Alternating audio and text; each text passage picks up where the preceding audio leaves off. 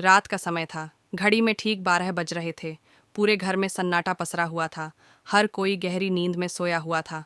लेकिन अचानक इंद्राणी की तेज आवाज पूरे घर में गूंज उठी। 50 लाख के झुमके! अरे रेणु, राहुल, सुमन, अशोक, कहाँ मर गए सबके सब? जल्दी से आओ। इंद्राणी की आवाज सुनकर पूरा परिवार हड़बड़ाकर उठ गया। सब भागते हुए उनके कमरे की ओर दौड़े। क्या हुआ माँ? अशोक घबराते हुए बोले। कहीं गिर गई क्या? चोट तो नहीं लगी? सुमन भी चिंतित थी। कितनी बार कहा है कि बिना लाठी के मत चला करो, अब उम्र हो गई है तुम्हारी। रेणु ने भी फिक्र जताई।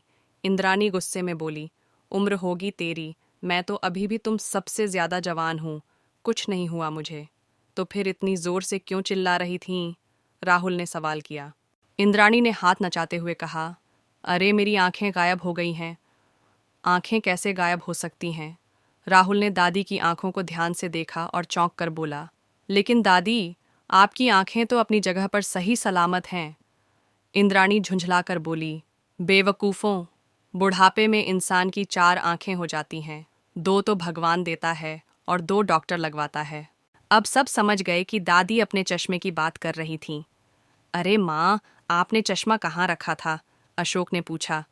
यही तो याद नहीं आ रहा। बुढ़ापे में कुछ भी याद नहीं रहता। चलो, सब मिलकर ढूंढो मेरा चश्मा।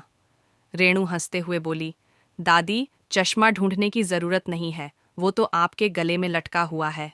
अब सबकी नजरें इंद्राणी के गले की ओर गईं, जहां उनका गोल्डन चेन से बंधा चश्मा झूल रहा था। इंद्राणी झेंप गई।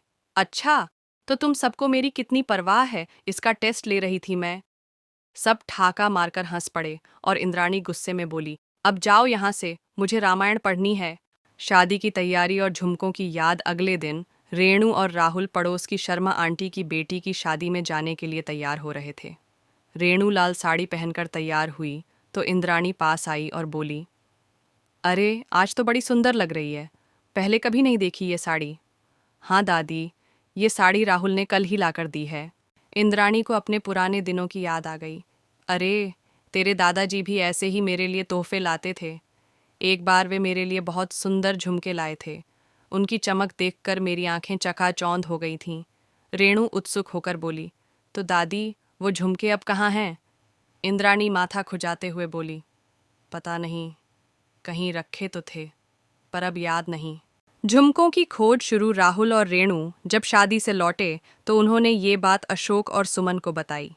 अशोक चौंक कर बोले, अगर वो झुमके हमें मिल जाए तो उनकी कीमत आज के बाजार में लाखों की होगी। सुमन बोली, झुमके बेचकर घर का रेनोवेशन करवा लेते हैं। राहुल ने जोड़ा, या फिर एक नई कार खरीद सकते हैं। रेणु बोली, मैं तो अपने लिए नई ज्वेलरी बनवा लूंगी। अब परिवार ने मिलकर फैसला किया कि कल सुबह दादी से पूछेंगे कि झुमके कहाँ रखे हैं।